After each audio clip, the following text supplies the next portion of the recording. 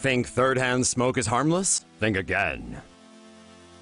Most people are familiar with the ill effects of first and second-hand smoke on the body, but a new study has found that even third-hand exposure to tobacco smoke poses a health risk.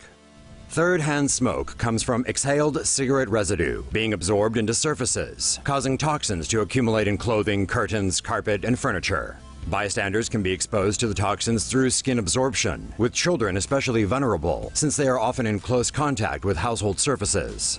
Mice exposed to sections of fabric imbued with third-hand smoke were found to have liver damage after just 1 month. They suffered further molecular damage to both the liver and brain after 2 to 6 months.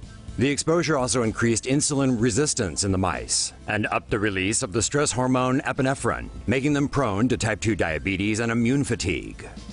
Though the research was conducted on animals, it nevertheless draws attention to the dangers of cigarette smoke even on a third-hand basis. Further studies should investigate the effects on humans and possibly determine what effect long-term exposure has on the body.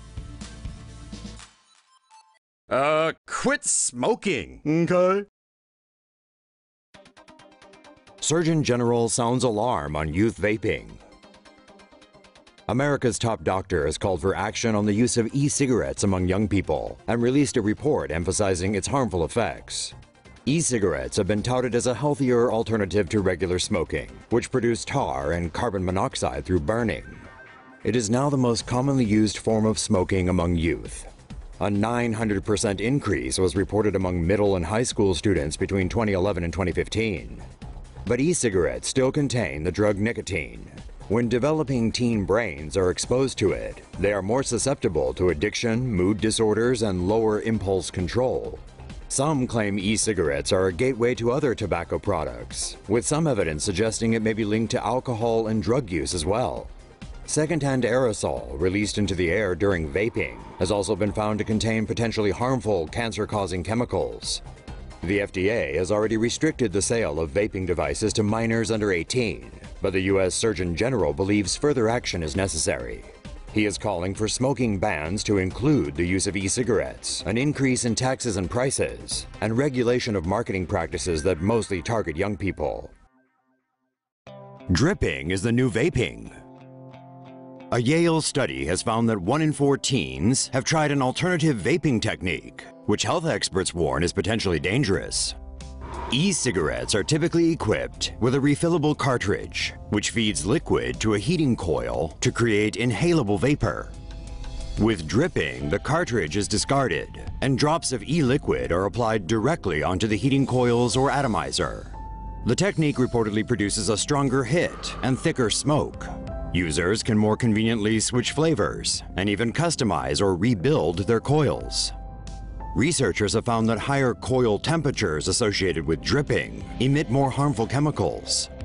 E-liquid spillage also poses a concern, since it often contains nicotine that is more easily absorbed through the skin. Due to the many health concerns regarding vaping, the FDA has decided to regulate e-cigarettes the same way it does conventional tobacco products, though the new rules have yet to be released. Smoking weed is good for you, except when it's not.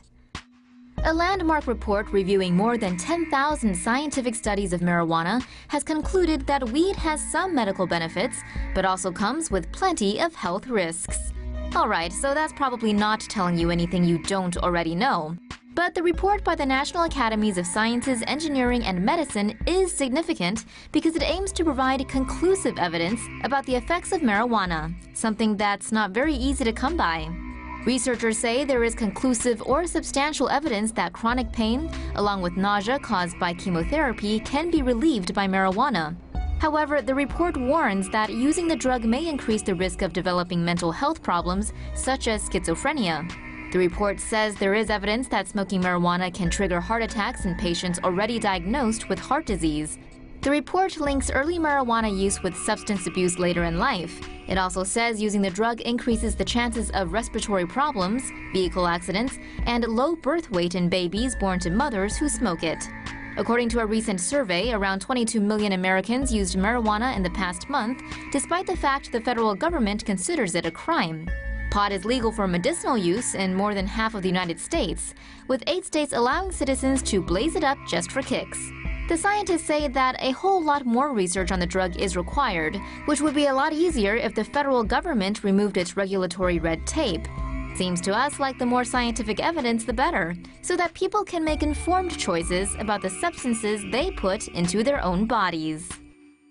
Upstairs neighbor wins suit against smoker family.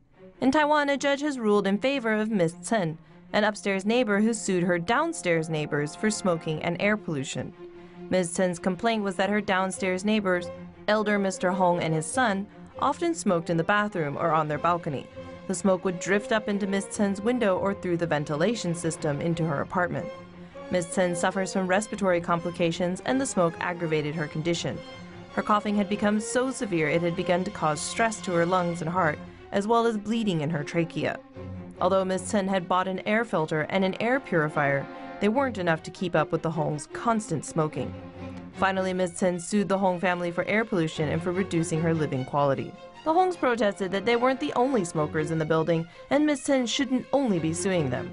A judge has ruled in Ms. Chen's favor and fined the Hongs $800. The Hong family has since then moved away to what we hope is a more smoker-friendly environment.